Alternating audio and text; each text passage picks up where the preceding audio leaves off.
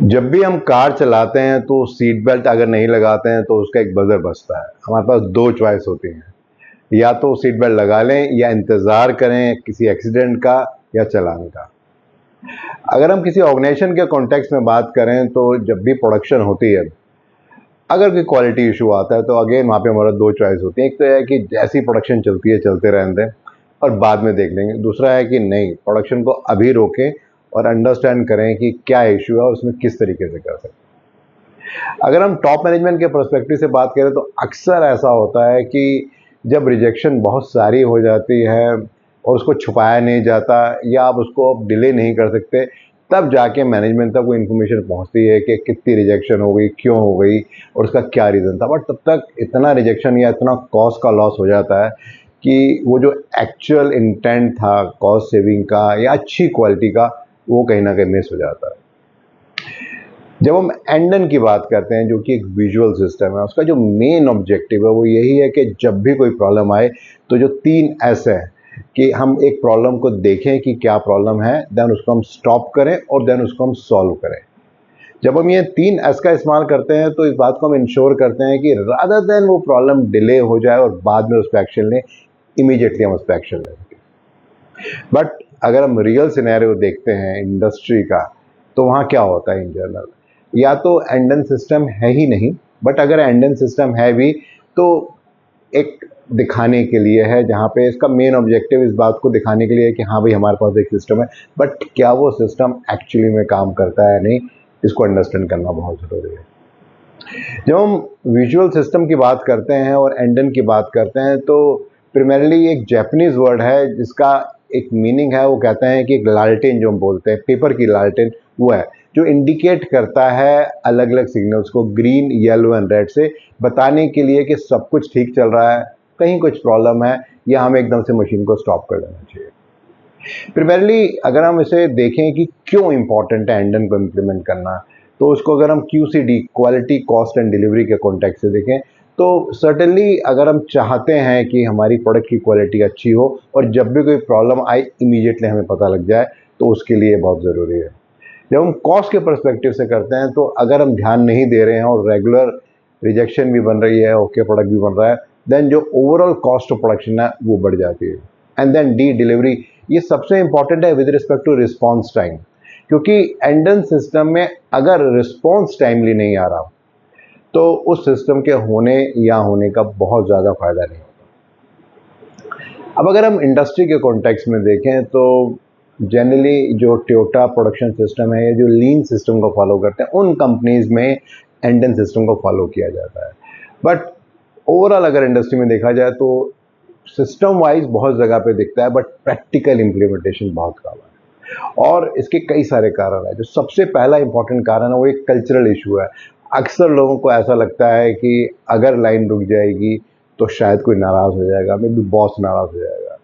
कई बार ऐसा भी माना जाता है कि लोगों को ऐसा फील होता है कि अगर वो लाइन को स्टॉप कर देंगे तो प्रोडक्शन का लॉस हो जाएगा, और अगर प्रोडक्शन का लॉस हो गया तो हो सकता है शाम तक जो हमें मटेरियल डिस्पैच करना है वो हम नहीं कर पाएंगे।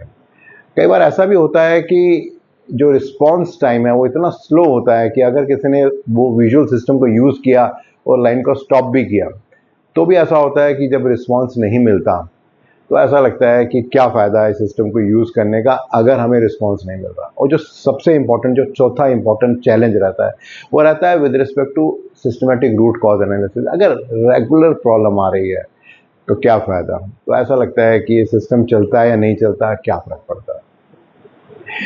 बट अगर इसको अंडरस्टैंड करने की कोशिश करें कि किस तरीके से कोई ऑर्गेनाइजेशन इफेक्टिव तरीके से एंडन सिस्टम को इम्प्लीमेंट कर सकती है, तो सबसे पहली बात तो है कि इसको पूरी ऑर्गेनाइजेशन में इम्प्लीमेंट करने की बजाय पहले किसी एक मशीन पे इम्प्लीमेंट करें या एक असेंबली लाइन में इम्प्लीमेंट करें। वो ऐसी हो सकती है जो आपकी कंपनी के लिए सबसे इंपॉर्टेंट है, मे बी एक बॉटल नेक है, मे बी सबसे ज़्यादा प्रॉब्लम्स वहीं पर आ रही हैं, यानी कि एक मॉडल लाइन कॉन्सेप्ट की हम बात कर रहे हैं। देन जो हमारा सिस्टम होना चाहिए वो बहुत सिंपल होना चाहिए, उसको इनिशियली कॉम्प्लिकेट करने की ज़रूरत नहीं है। सिर्फ 3 या 4 हम बातें ले सकते हैं। मे बी हम कह सकते हैं कि अगर मशीन में ब्रेकडाउन है तो यूज़ करना है, मे बी अगर मटेरियल का शॉर्टेज है या कोई क्वालिटी का इशू है, या फाइनली हम कह सकते हो कोई सेफ्टी का कंसर्न, यानी कि 4 इशू ही जब मान के चलते हैं शुरू में कि अगर ऐसा कुछ है तो हम एंडन सिस्टम को इस्तेमाल करेंगे। देन ये भी बहुत ज़रूरी है कि जब भी हम एंडन सिस्टम का इस्तेमाल करें तो उसका रिस्पॉन्स इमीडिएटली आना चाहिए। ऐसा नहीं होना चाहिए कि ठीक है अभी लाइन चलाते रहो बाद में देखेंगे, क्योंकि अगर हम इमीडिएट रिस्पॉन्स नहीं कर रहे तो जो वर्कर लाइन पे काम कर रहा है हम कहीं ना कहीं उसके कॉन्फिडेंस को शेक कर रहे हैं कि एक्चुअली में इसका भी बहुत ज़्यादा मीनिंग है। एंड देन ये बहुत ज़रूरी है कि रेगुलरली इसको रिव्यू करना और इम्प्रूव करना है। जो हम काइजन की बात कर रहे हैं, कॉन्टीन्यूस इंप्रूवमेंट की बात कर रहे हैं, उसको फॉलो करना और उसको अंडरस्टैंड करना बहुत ज़रूरी है, तब ये रियल सेंस में होगा। अब अगर इसको एक दूसरे कॉन्टेक्स्ट में देखा जाए कि ये जो भी हम सिस्टम फॉलो कर रहे हैं, ऐसा क्यों हो रहा है कि ये इवन दो बहुत अच्छा सिस्टम है बट इम्प्लीमेंट नहीं हो रहा। तो जैसे मैंने आपसे पहले कहा था कि जो वर्कर ने कोई कंसर्न रेज किया तो पता लगा उसको जवाब नहीं मिला, या मे बी जब उसने कंसर्न रेज किया तो उसको कहा गया इसको बाद में देखेंगे, तुम अभी प्रोडक्शन करते हो, तुम्हें इस बारे में चिंता करने की जरूरत नहीं है। या मे बी ऐसा हो सकता है कि हमने उसको किया लेकिन पता लगा कि बाद में हमारी ही कोई रेटिंग कम हो गई, या हमसे कहा गया कि भाई ये तो प्रोडक्शन करना ही नहीं चाहता, हमेशा ही प्रॉब्लम बताता रहता। तो ये अक्सर ऐसा होता है। एक और रीज़न अक्सर जो एंडन फेल होता है वो होता है इसका मिसयूज़। कई बार लोग इसका मिसयूज़ करते हैं और बार बार इसको एक्टिवेट करते हैं विदाउट रियलाइजिंग कि ऐसा करने से जो टॉप मैनेजमेंट है या जो सुपरवाइज़र है या जो मैनेजर है वहाँ पर उसका कॉन्फिडेंस कहीं ना कहीं शेक हो रहा है और उसको ऐसा लग रहा है कि ये बार बार जो ये सिग्नल आ रहे हैं, जो मैसेज आ रहे हैं, ये पर्पस सॉल्व नहीं कर रहे। अब अगर मैं बात करूँ कुछ इंडस्ट्री चैलेंजेस के बारे में, तो जो मैंने पहले आपसे भी कहा था, जो पहला चैलेंज है वो है with respect to output mindset. In general industry में कॉन्सेप्ट ये होता है प्रोडक्शन करो बाद में देखेंगे क्या होगा।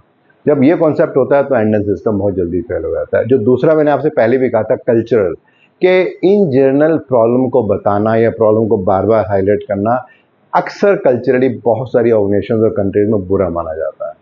देन जो तीसरा है वो है with respect to delayed response. जब रिस्पॉन्स ही नहीं मिलता तो अक्सर लोगों को लगता है फ़ायदा कुछ नहीं है इस बार को बार बार इंस्टिगेट करने के लिए, जो चल रहा है उसको चलने दो। एंड देन फोर्थ जो सबसे इंपॉर्टेंट चैलेंज रहता है वो रहता है with respect to weak root cause discipline.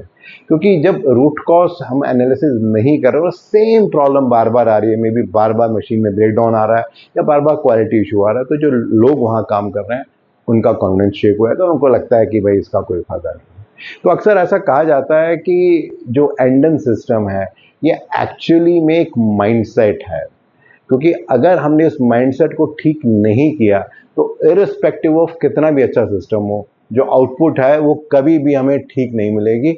उसको देखना सबसे ज़्यादा इम्पोर्टेंट है।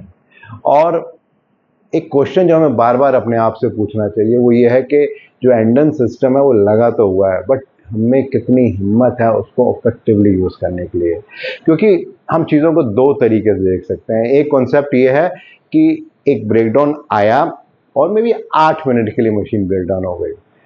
एक दूसरा इशू है कि हमने प्रोडक्शन को कंटिन्यूस चलने दिया लेकिन उसके बाद में भी 8 घंटे 8 दिन हम उस प्रॉब्लम से जूझते रहे। चॉइस हमारी है किस तरीके से उसको हम देखते हैं। मेरा जो अगला वीडियो रहेगा वो भी लीन मैनेजमेंट के बारे में, एक और प्रिंसिपल के बारे में बात करने वाला हूँ। रेगुलरली बहुत सारे फीडबैक मिल रहे हैं हेल्प करने अंडरस्टैंड करने के लिए आपकी क्या एक्सपेक्टेशन है, तो प्लीज़ उसको आप कंटिन्यू रखिए। इस पर्टिकुलर वीडियो को आप और डिटेल में जानना और समझना चाहते हो तो नीचे आपको लिंक मिलेगा, उसे आप क्लिक करेंगे तो एक ब्लॉग आपको दिखेगा, वहाँ और डिटेल में जानकारी मिलेगी इस वीडियो के बारे में। और अगर इस तरह के ब्लॉग्स एंड वीडियोस आपको अच्छे लगते हैं तो आप हमेशा अपने फ्रेंड्स एंड कोलीग से शेयर कर सकते हैं। मेरे यूट्यूब चैनल और मेरी वेबसाइट bhavyamangla.com को सब्सक्राइब भी कर सकते हैं। रिसेंटली मैंने एक बुक लिखी है with respect to supply chain management. अगर आप उसके बारे में और कुछ जानना और समझना चाहते हैं तो नीचे आपको लिंक मिलेगा, वहाँ और जानकारी मिलेगी इसके बारे में। धन्यवाद।